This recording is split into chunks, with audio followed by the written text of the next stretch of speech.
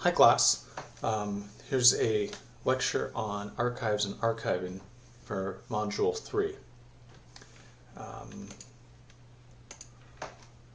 We're going to start with talking about why we archive and what is an archive.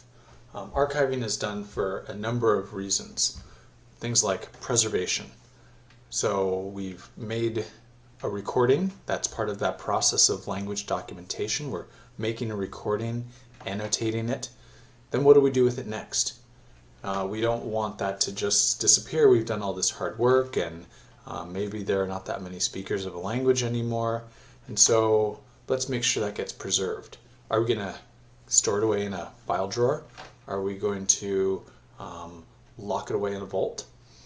Well, we've learned that media, whether these are wax cylinders that were originally used or reel-to-reel tapes or CDs, all these types of media have shelf lives and they all begin to naturally degrade. And so we don't want to keep them in those formats that they were originally recorded in, especially those analog ones that get also harder to play. Then there's other questions about, now that we're working in digital files, we've got to store those digital files and make sure those files don't get corrupted. Are the file formats going to be transferable and compatible in the future? A number of questions there about how material is preserved. How is it backed up and duplicated?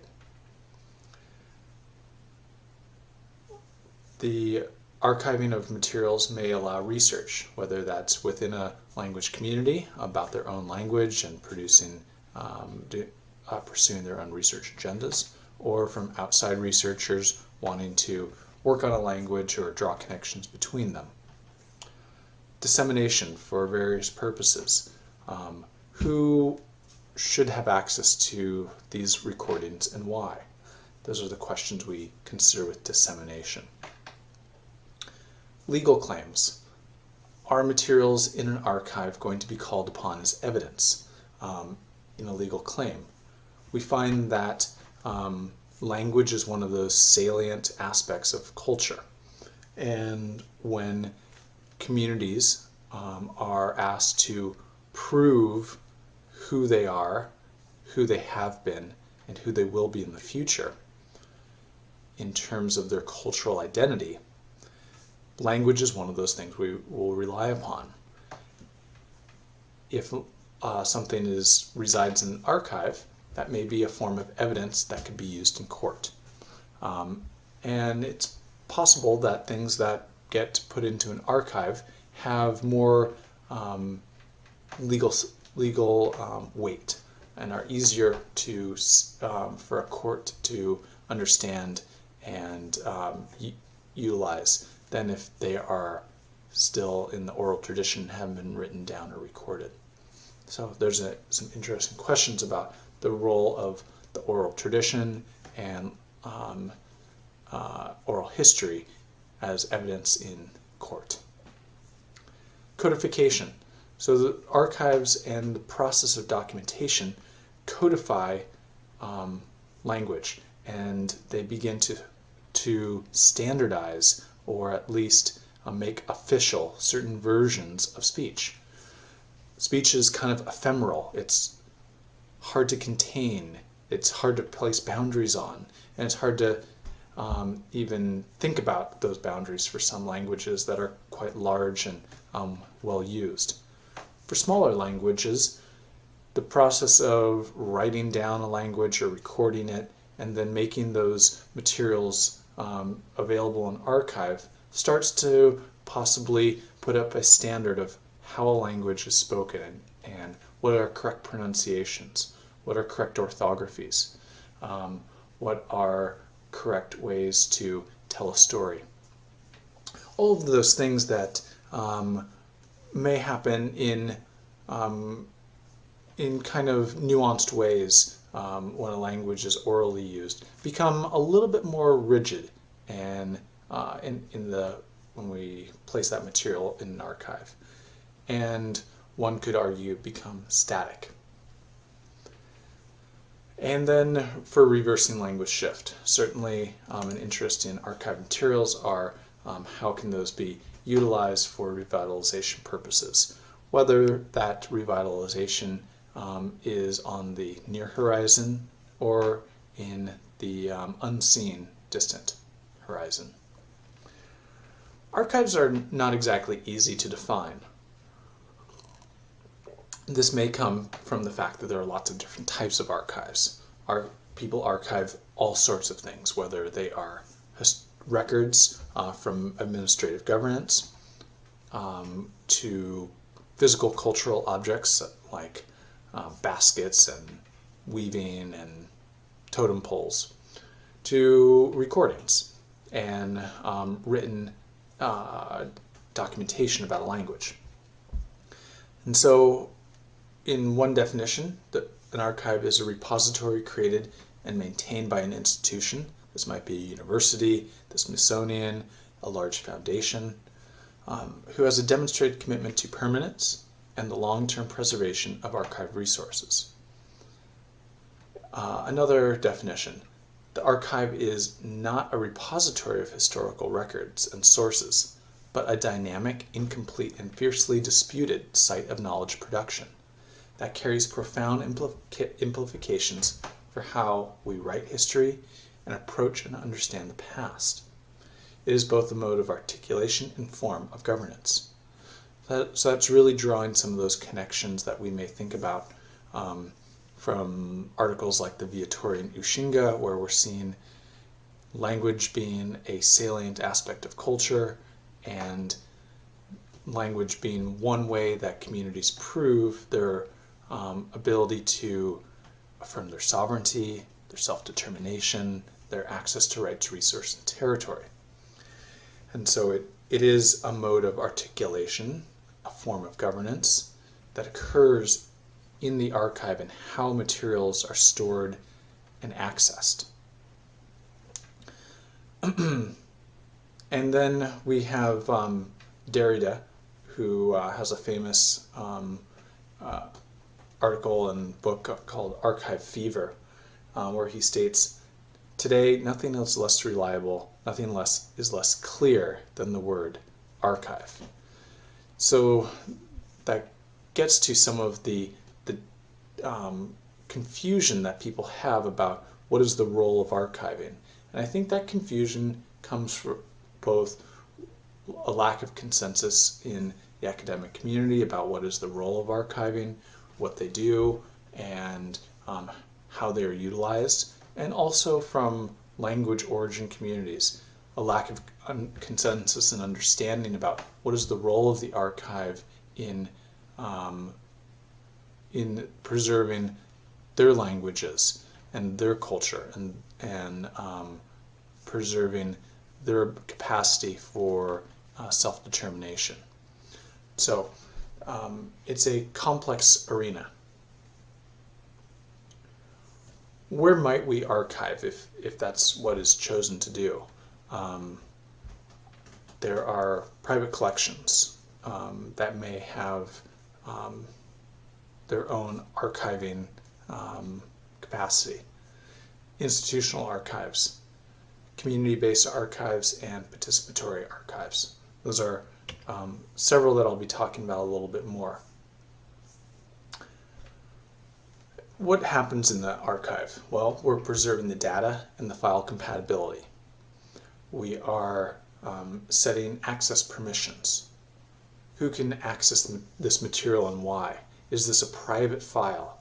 Does this file contain information about a very culturally significant event, or a sacred event, or a religious or spiritual event?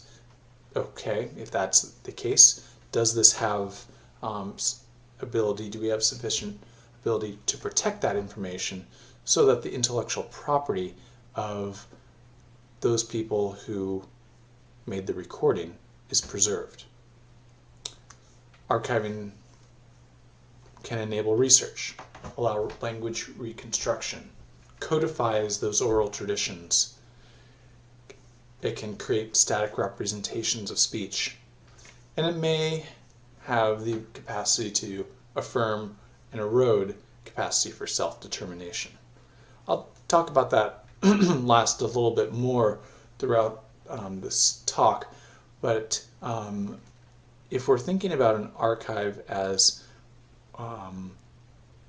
preserving the proof that people have about their access to rights, resources, and territory, the degree of control a community has over who accesses that material, how that material is used, who can reuse and recreate that material, may have implications on their ability to effectively utilize those resources for legal cases or proving to governments that they are, if they're trying to get federal recognition or some other intergovernmental coordination. Or maybe this is a project to, stop a large land earthworks project like putting in a dam or a mining operation. We want to stop this mining operation on our traditional territory, but how do we show this is our traditional territory? Okay, we don't have any photos that show it. We don't have any maps that show it, but we have our oral tradition that has place names that are culturally significant and related to various stories and oral histories that we have that describe our connection over generations to a particular place and resource.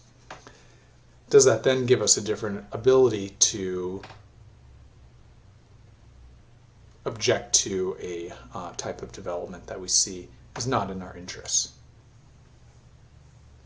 So I'm just going to talk about archiving in 3 phases to give a little bit of a overview of how we've come to our understanding of what archiving is now. So archiving can be understood by occurring during colonial times, and the archive being a tool of colonization and a way of maintaining power and control over people. There's institutional archives which have become much more popular and common. Those are those ones run by universities and such. And then community-based and participatory archives, something that we might see as emergent forms of archiving that are occurring. Colonial archives are usually get a bad rap, as most things of that nature do.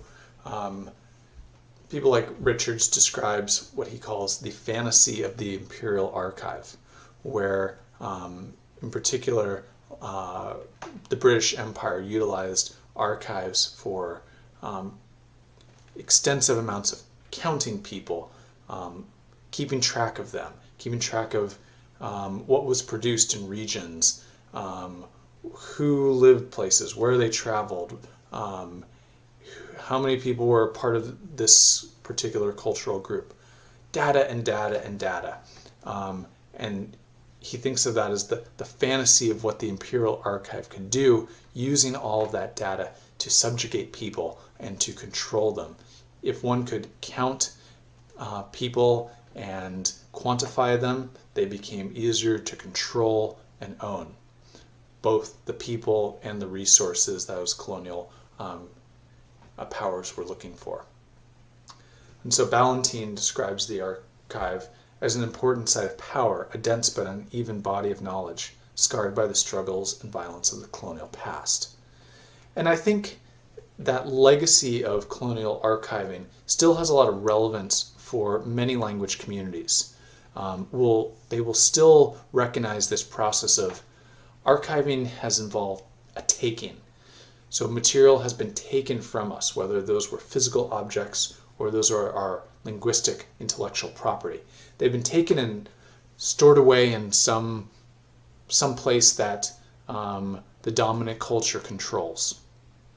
What does that do to the power dynamics of a people who have been colonized, and how is that one ongoing process of colonization that we may see replicated today. And so do archives continue to replicate elements of colonization through the processes they have in place for accessing, controlling, and utilizing intellectual property? Edward Said, famous for his book Orientalism, described this concept as the power of representation. Who has ability to represent themselves and how? And what does that do for your standing as a group and ability to create your own self-determination?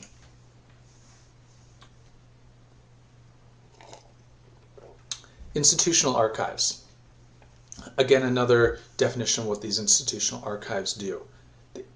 In particular for digital archiving, they're going to implement standards to provide things like offsite backup. They're going to migrate materials to new formats and devices over time. They're going to be committed to supporting access modes and delivery formats with long-term institutional support. And they're even going to have agreements about what happens if that archive disintegrates. Where will those materials go afterwards? It's not an easy task. It's a really complex process to keep these records usable as technology continues to change. And I think there's an interesting historian named William Hagen. He wrote back in the late 70s.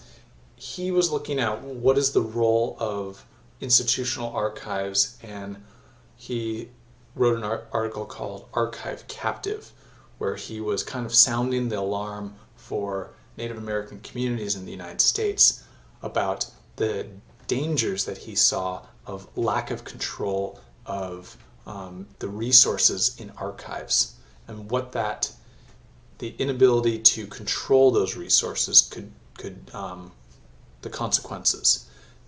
He was writing at a time where there were very, very few tribal archives. There was very little tribal control of the material in the archives.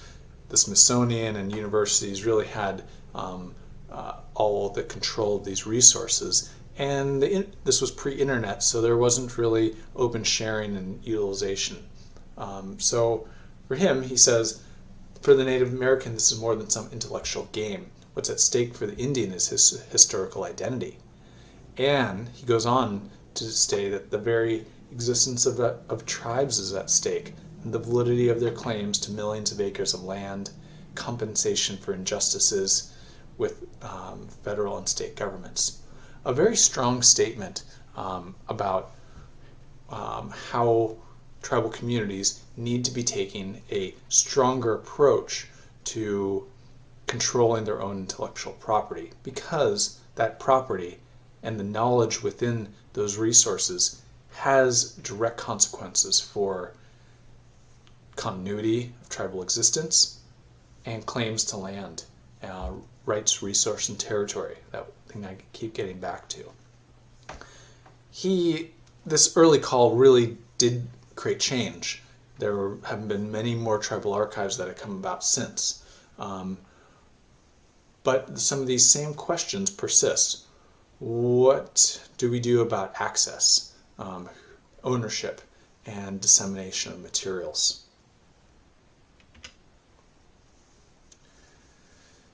Their participatory and community-based archives are what we might see as an emergent approach to archiving and a response to this era of institutional archiving.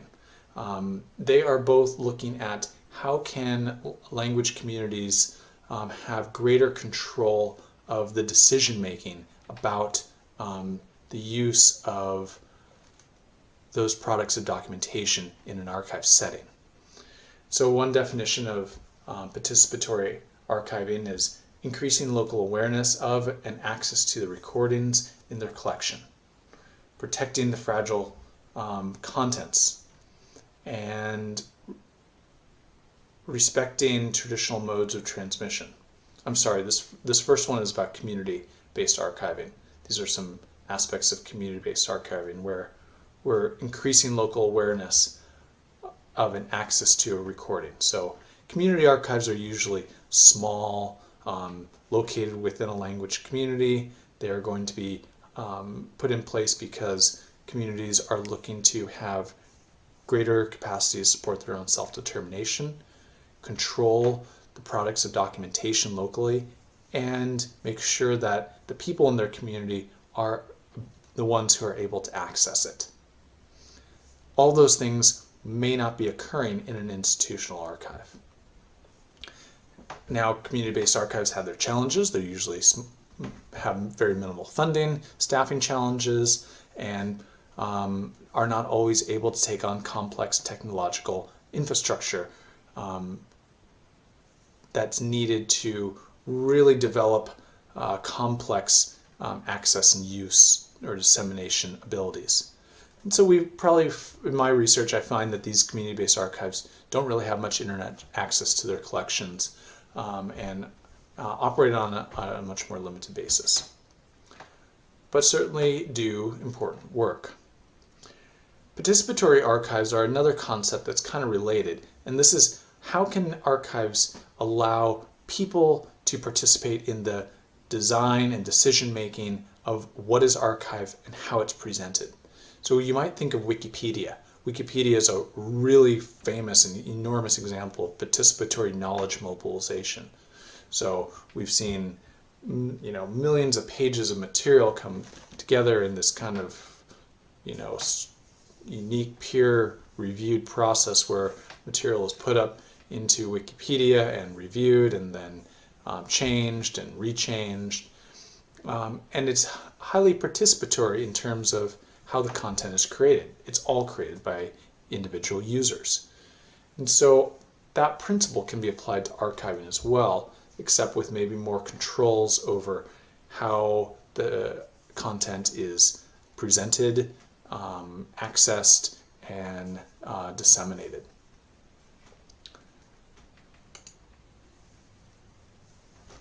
And as I've kind of mentioned, there's this connection to sovereignty and language, culture, and archiving. So language is that salient mark of culture. And as language shift occurs and languages become more endangered, we end up seeing greater reliance on archives and greater reliance on the material that's been stored in archives for being able to both revitalize language and then access the information that may be stored there that is no longer held in the same capacity within the community. And archives have a role in that maintenance of alterity, so maintenance of cultural difference, where we're showing how we as a people are unique or different, and showing continuity of concepts like native language, indigeneity, and sovereignty. So a couple examples of different archives.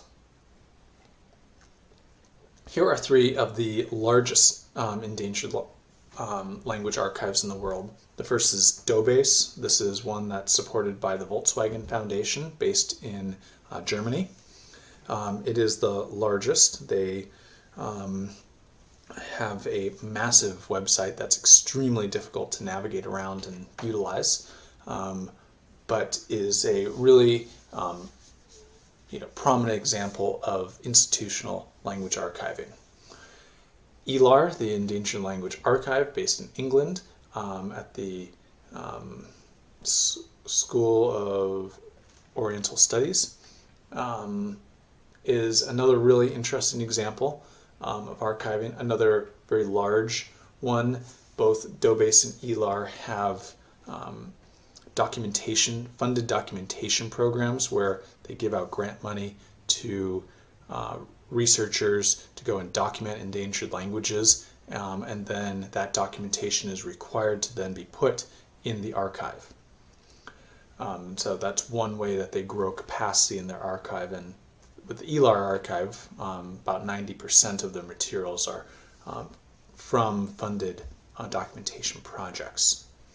They each, will focus on certain parts of the world that they have a little more coverage in. The ELAR has more ability for a language community to determine access restrictions and use, and is a much nicer website to navigate around in. The Paradisic one is another example, and it's mainly for languages within the Pacific and Australia region. It was originally started to take all these legacy recordings, things that had been done in the 50s and 60s, and needed to be preserved before they deteriorated and were no longer usable. So they've been going through a large backlog of all these different, legacy recordings and digitizing them and then putting them into the archive. Here's a map of Alaska where a few community-based archives that I researched are in. There's one up in Gwich'in, another here in Otna, and another that represents 3 communities down here in southeast Alaska: Haida, Tlingit, and Shimsham.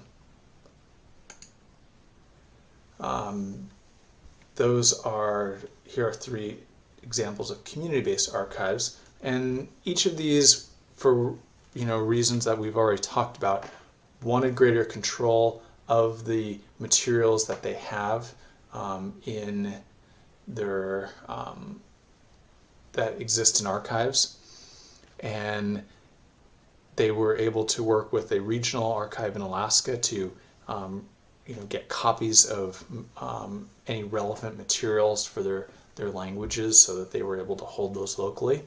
They get to make many more decisions on how those are used, who has access to them, and why.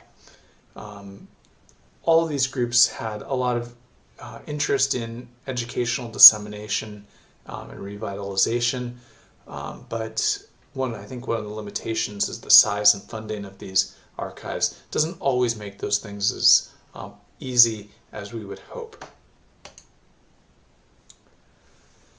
Here's an example of an emergent tool. This is called Mookadu. It's an archive platform.